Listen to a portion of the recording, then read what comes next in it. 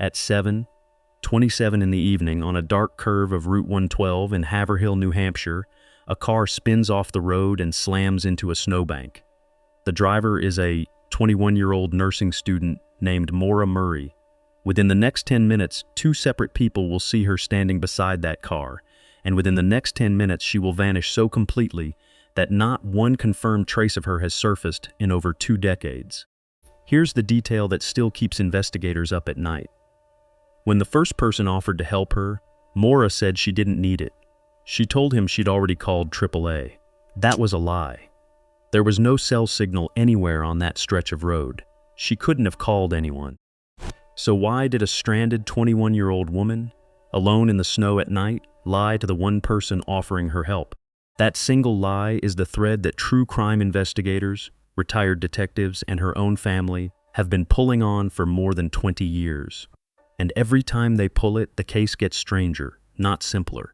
This is the story of Maura Murray, one of the most examined missing person cases in American history, and the 10 minutes nobody has ever been able to explain. Before we get to that night, you need to understand who Maura Murray was, because the more you learn about her, the less any of this makes sense. Maura grew up in Hanson, Massachusetts, the fourth of 5 children in a close Irish Catholic family. She was the kind of kid who made everything look easy. A National Honor Society member, a standout on her high school track and cross-country teams, good enough to qualify for a national scholastic championship.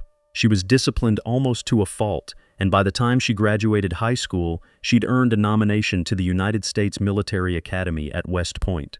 She trained there for 2 years. But partway through, she made a decision that surprised people who knew her. She left West Point and transferred to the University of Massachusetts Amherst to study nursing instead.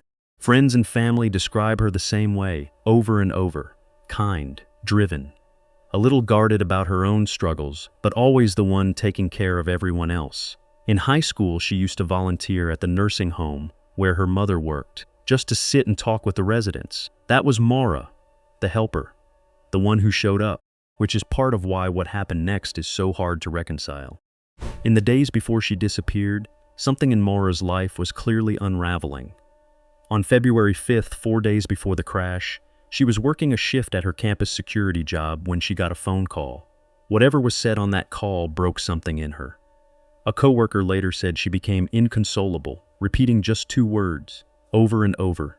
Her sister's name. Nobody outside that phone call knows exactly what was said. But 2 days after that, Maura borrowed her father's car to go to a party, and on the way back she crashed it, badly, nearly $10,000 in damage. She wasn't seriously hurt, but something about her state of mind in that 1 week had clearly shifted. Then came February 9th, a Monday, and if you map out what Maura did that day, hour by hour, it reads less like an ordinary Monday and more like someone preparing to disappear. That morning, she submitted her nursing homework like nothing was wrong. Early afternoon, she called a condo in Bartlett, New Hampshire, asking about renting a unit, a place her family had vacationed before. No booking happened. At 1 o'clock, she sent an email to her boyfriend, Bill Rausch, a soldier stationed out of state. It was warm, ordinary, signed, "Love you, Maura." It would be the last message he ever received from her. 13 minutes later, she called a fellow nursing student. Then, at 1:24 in the afternoon, she sent an email to her professors that would only make sense in hindsight. She told them there had been a death in the family and that she'd be gone for a week. There had been no death in the family, none at all. At 2 o'clock, she called a Vermont tourism line, asking about lodging in the town of Stowe. Just over an hour later, she pulled up to an ATM and withdrew $280, nearly everything in her bank account. From there, she drove to a liquor store and bought close to $40 of alcohol, wine, vodka, Kahlua, a little Bailey's. And then, sometime around 4 o'clock, she stopped by a local police station and picked up blank accident report forms, the kind you fill out after a car crash. She hadn't been in one yet. At 4:37, she called her own voicemail and listened to messages for 4 full minutes. Nobody knows what those messages said or who left them. And then Maura Murray got in her car and started driving north. Stack all of that together, the fabricated death, the drained bank account, the alcohol, the blank accident forms picked up before any accident, and you start to see why this case refuses to sit still in anyone's mind. Was she running from something? Running towards something? Planning a trip she never wanted anyone to trace? Nobody to this day has an answer. What we do know is where she was going, at least on paper. Investigators later found printed directions in her car. MapQuest directions to Burlington, Vermont. But Route 112, the road she crashed on, isn't really on the way to Burlington. It's a longer, more remote route through the White Mountains. If she was headed to Vermont, she was taking the hard way. At 7:27 that evening, on a sharp, unlit curve of that road in Haverhill, New Hampshire, Maura Murray lost control of her black Saturn sedan. The car spun off the road and struck a snowbank. A nearby resident heard the crash and called it in. 2 minutes later, a Haverhill police officer named Cecil Smith was dispatched to the scene.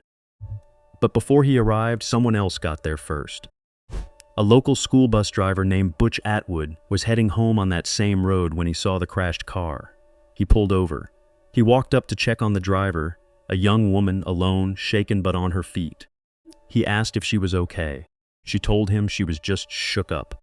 He offered to call the police for her. And this is the moment the entire case turns on. Maura told him not to. She said she'd already called AAA and that help was on the way. Atwood didn't argue with her in the moment, but he knew immediately that something didn't add up. There was no cell coverage on that stretch of road. He had no signal on his own phone. There was no way she had called anyone. He got back in his bus, drove the short distance home, and called 911 anyway, just to be safe. That call came in at 7:42 in the evening. Police arrived at the scene at approximately 7:46. 4 minutes. That's the gap between Atwood's call and the first officer's arrival. And in that short window, Maura Murray disappeared. When Officer Smith reached the car, it was locked. The windshield was cracked. Inside, a box of wine had spilled across the back seat. Her textbooks, her CDs, her makeup, a stuffed animal from childhood, all of it was still there. Her cell phone, though, along with her purse and identification, was gone. Outside in the snow, there were no footprints. None leading away from the car, none showing which direction she'd gone. Search dogs were eventually brought in. They picked up her scent roughly 100 yards east of the wreck, and then, without explanation, the trail stopped, as if she had simply stepped off the earth or into a vehicle that was waiting for her. For the first several years, police treated this as a voluntary disappearance. A troubled young woman, drinking in some kind of personal crisis, who decided to walk away from her own life. It's not an unreasonable theory on paper. She had drained her account, she had lied about a death, she had every appearance of someone trying to vanish on purpose. But her family never accepted it, and the more people examined the case, the harder that theory became to defend. Start with the lie about AAA. If Maura wanted to disappear on her own terms, why lie to the one person who could have simply driven away and left her alone? Atwood wasn't insisting on helping her, he was offering. All she had to do was let him leave. Instead, she gave him a specific false reason not to call for help. A reason that only works if you don't know the area has no cell service. Which raises an uncomfortable question. Did she believe her lie would actually hold up? Or was she saying it to someone else, someone who was already there, out of earshot, listening? Then there's the missing footprints. If Maura had climbed out of that car and walked into the woods on her own, in fresh snow, in the cold and dark, there should have been a trail. There wasn't one. The only trace investigators found was that 100-yard scent trail that ended abruptly. The kind of ending consistent with someone getting into a car rather than continuing on foot. And then there's the timeline itself. 4 minutes. That's how long the window was between the 911 call and police arrival, and Maura vanished somewhere inside of it on a rural road in the mountains in February at night. If she walked away voluntarily, she did it astonishingly fast, without leaving a single print in the snow and without anyone in the following 20-plus years ever spotting her again. Not one confirmed sighting. Not one. Over the years, 3 competing theories have dominated the case, and none of them have ever been proven. The first is the voluntary disappearance theory, that Maura, overwhelmed by whatever was happening in her personal life, staged the appearance of a crisis and walked away to start over somewhere else. It's the theory police leaned on early. But it struggles to explain the missing footprints, and it struggles to explain why, in over 2 decades, with her face circulated nationally, she has never once resurfaced. The second is that she wandered off into the woods, disoriented, possibly affected by alcohol and the cold, and succumbed to the elements before ground searches could find her. This is the most tragic version, and also one of the hardest to fully rule out. But extensive searches with cadaver dogs, helicopters, and thermal imaging, conducted repeatedly over the following months and years, turned up nothing. No remains have ever been recovered anywhere near that stretch of road.